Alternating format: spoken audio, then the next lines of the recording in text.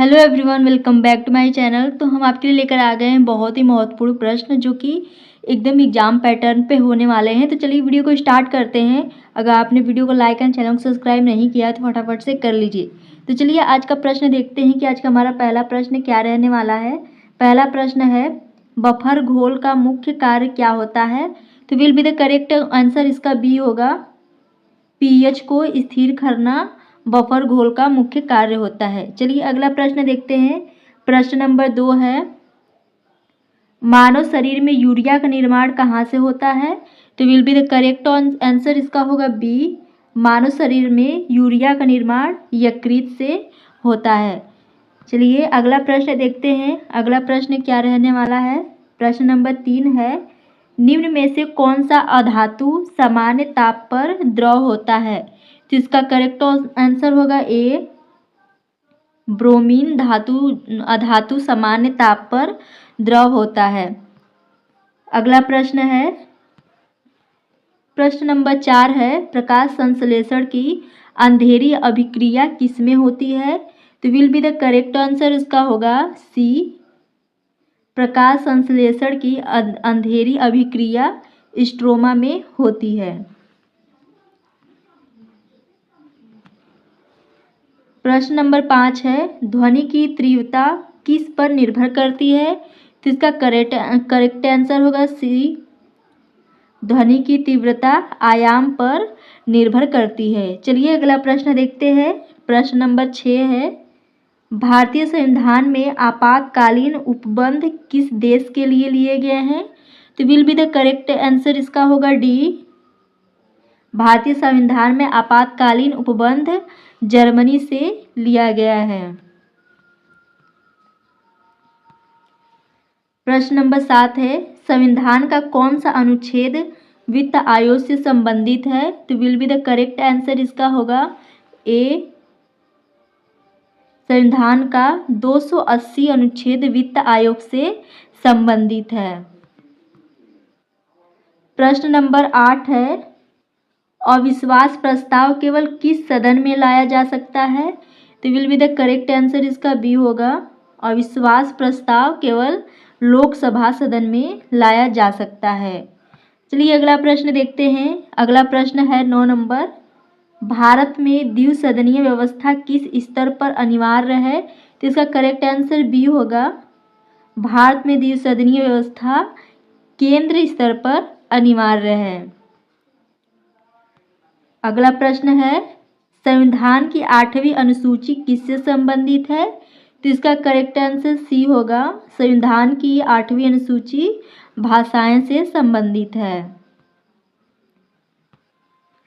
प्रश्न 11, इल्बर्टविल विवाद किस वायसराय के समय में हुआ था? तो इसका करेक्ट आंसर बी होगा। लॉर्ड रिपन के समय में इल्बर्टविल का विवाद हुआ था। अगला प्रश्न है, अलाउद्दीन खिलजी का बाजार नियंत्रण किस उद्देश्य से था?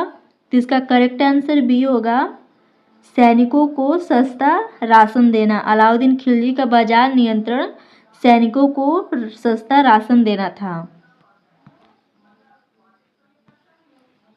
अगला प्रश्न, बौद्ध धर्म की चौथी संगति कहाँ हुई थी? तो इसका करेक्ट आंसर डी होगा।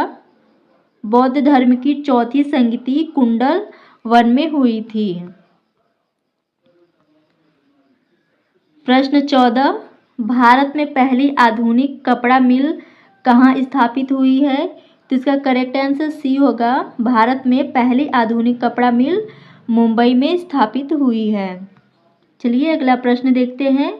प्रश्न नंबर 15 है, हिंद स्वराज पुस्तक के लेखक कौन है? तो will be the correct answer इसका सी होगा। हिंद स्वराज पुस्तक के लेखक महात्मा। प्रश्न 16, फायरवॉल का मुख्य कार्य क्या है? तो इसका करेक्ट आंसर होगा बी। फायरवॉल का मुख्य कार्य है नेटवर्क सुरक्षा। अगला प्रश्न, कंप्यूटर में कैच मेमोरी का प्रयोग क्यों किया जाता है? तो इसका करेक्ट आंसर बी होगा। गति को बढ़ाने के लिए कंप्यूटर में कैच मेमोरी का प्रयोग किया जाता है। अगला प्रश्न देखते हैं। प्रश्न नंबर 18 है, बाइनरी संख्या प्रणाली का आधार क्या है? तो will be the correct answer इसका ए होगा, बाइनरी संख्या प्रणाली का आधार 2 है।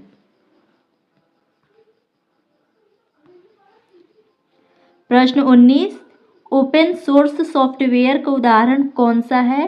तो will be the correct answer C होगा, लाइनक्स ओपन सोर्स सॉफ्टवेयर का उदाहरण है।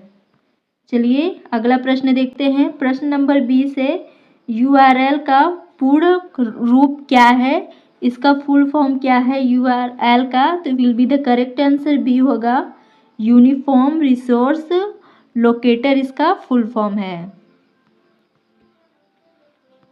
प्रश्न 21, भारत में मानसून की वापसी किस महीने में शुरू होती है? तो will be the correct answer C होगा, भारत में मानसून की वापसी सितंबर में शुरू होती है।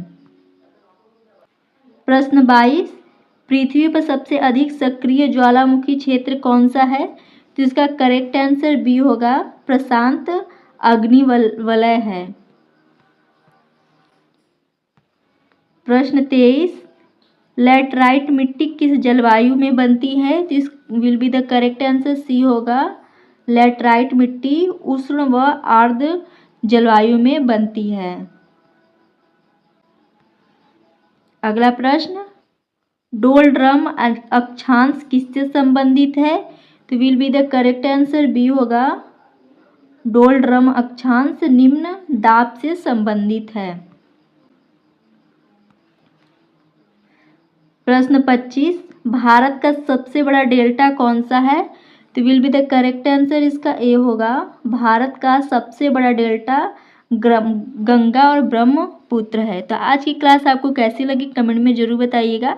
आपने अगर वीडियो को लाइक या चैनल को सब्सक्राइब नहीं किया है तो फटाफट से कर लीजिए। Thanks for watching.